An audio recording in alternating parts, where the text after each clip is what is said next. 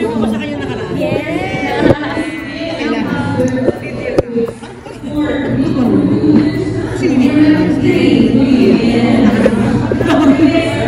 Okay po ba ilaw? Yeah, pwede na.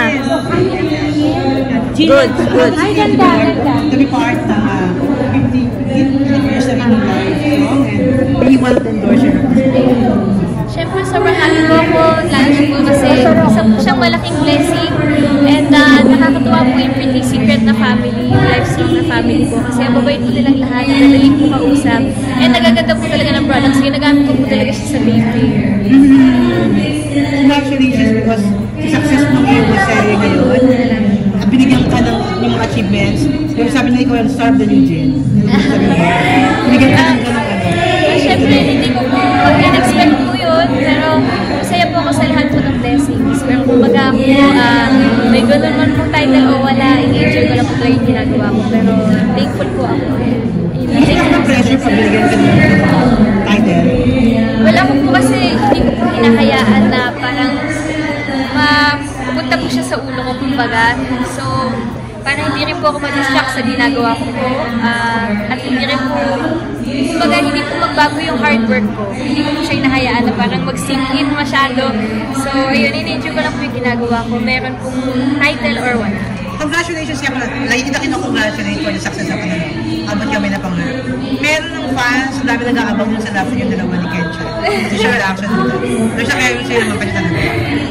Alam niyo po, nung una is nabigla po kami na ang dami pong natutuwa po sa amin, ang dami pong kinikilig.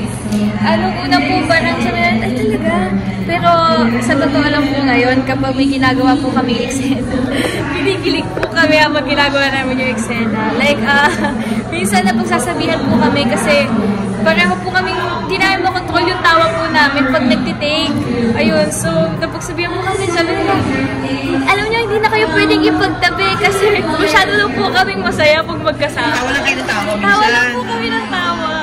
As in. Pero, kamusta yung relationship niyo ni Kenshan, off-cam? We're super close, as in super close.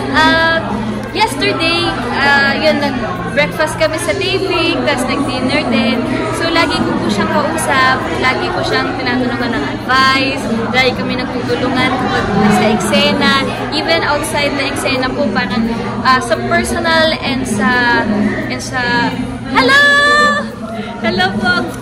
Sa personal and even po sa on-screen, nagtutulungan po. Nabanggit mo lang, do you think isang boyfriend material? Hala, wala nga naman na talaga siya. Hala! Well, of course, kasi Kenshan super bait po siya. Sobrang sipag and matalino po siya. Hindi lang siya artista, businessman din siya. And super faithful din po siya eh. Alam niyo po, sobrang na-touch ako sa kanya kasi nag-mask po kami sa taping kasi first year anniversary po namin. So, nag-prayer po kami. Na-touch ako sa kanya kasi ngayon ko lang po nalaman na sobrang po pala yung faith na kay God. So, mas natuwa po ako sa kanya. Jillian, di ba naging kuya mo siya? Nag-exam siya? Ako, matagal na yun, may special tatay. So, ayun nga, nung una. Feeling na yun, parang kayo yung partner na kayo, ha? Okay, yung nung una nga po, nabigla kami, pero habang tumatagal, ayun nga po, parang nagsisingkin na, parang nakakakilig sa loob po na eksena. Sabi namin dalawa, so ayun. Pero Jillian, anong relationship mo sa kanya? Kuya ba o parang tropa? Baka pwede mo hindi ko alam. Ba't may ganun tanong? Siyempre, gusto mo malaman ng fans nyo. Siyempre, Oo. Yun ang hintay nila eh. Basta, especially recently, naging mas close po kami. Mas nakakapag-usap po kami. Unlike dati, ngayon talaga, mas close talaga po. Paano kung maligaw sa'yo? Walang jowa? Hala, bakit mo ganyan? Hala! May chance? May chance ba? Ay, paano ko sasagutin po yan? Tinan nyo talaga.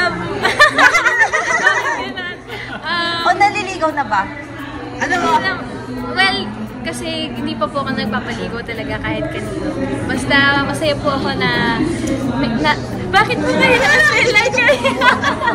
Basta masaya po ako kasi kumbaga, nagkakaroon po ako ng isa pang totoong tao sa buhay ko.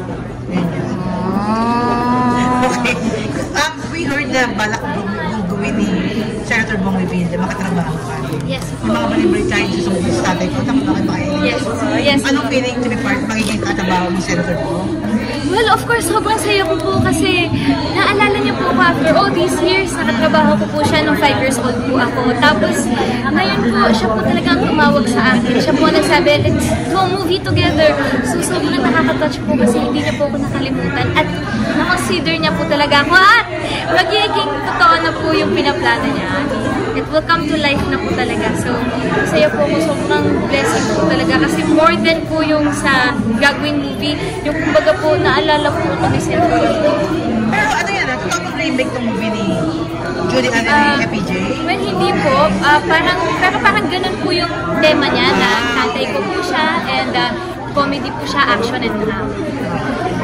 Thank you so much. Thank you so much. Picture lang,